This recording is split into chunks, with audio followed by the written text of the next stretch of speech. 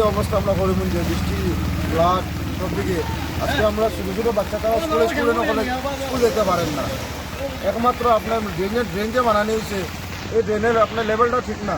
যে জায়গায় আমরা এই বছর আমরা মানে একদম কষ্ট করেন জলের লিগে। আমরা অতদিন আমরা যত বছর ফ্লাড হয়েছে ততদিন আমরা টুকটুকি নিয়ে বাড়িতে পারছি না, কিন্তু এই বছর আমরা টুকটুকি নেওয়ায় মানে একদম কষ্ট হয়ে যায়। টুকটুকির উপর থেকে জল মারে, অটো বা করে অটোর উপর থেকে জল মারে, কোনো প্রাইভেট কারও মানে যেতে পারেন না স্যার। এখন কর্মী পরিষেবা আপনারা তো দেখুন, যেটা জিনিসটা ঠিক করুন।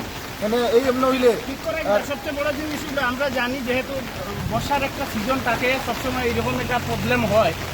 তাহলে আমরা এই বর্ষার দিনে এইরকম দিনে মানে কাজটা ধরানি তো আমরা অপরাধী, সবচেয়ে বড় অপরাধ। কারণ এই সময়টার আমি কেন কাজও ধরাইতাম, এই জিনিসটা ঠিক না। এটা আগেই আমার জানাও যেহেতু, তাইলে আমি আগে কাজটা কেন ধরানির দরকার আছে না।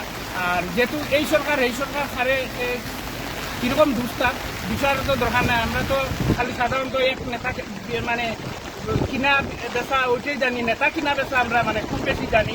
ওই পার্টির নেতা ওই পার্টি কিনা, ওই পার্টির নেতা ওই পার্টি কিনা, কিন্তু মানুষের যে ডেভেলপ, একটা করিমগঞ্জ মিউনিসিপ্যালিটির যে একটা ডেভেলপ, এটার ব্যাপারে কেউ আজ পর্যন্ত কোনো পার্টিরও, যেহেতু কংগ্রেস কই এখন বর্তমানে বিজেপি চলে, বিজেপি কই, কোনো পার্টি এইরকম কোনো নাই। আজকে স্কুলের কোনো স্টুডেন্ট যাইতে পারে না, টিচার যাইতে পারেন না। সবচেয়ে বেশি টিচার আগে অ্যাটেন্ডেন্স দিতে লাগে, টিচার লোকে দাঁড়িয়েছে।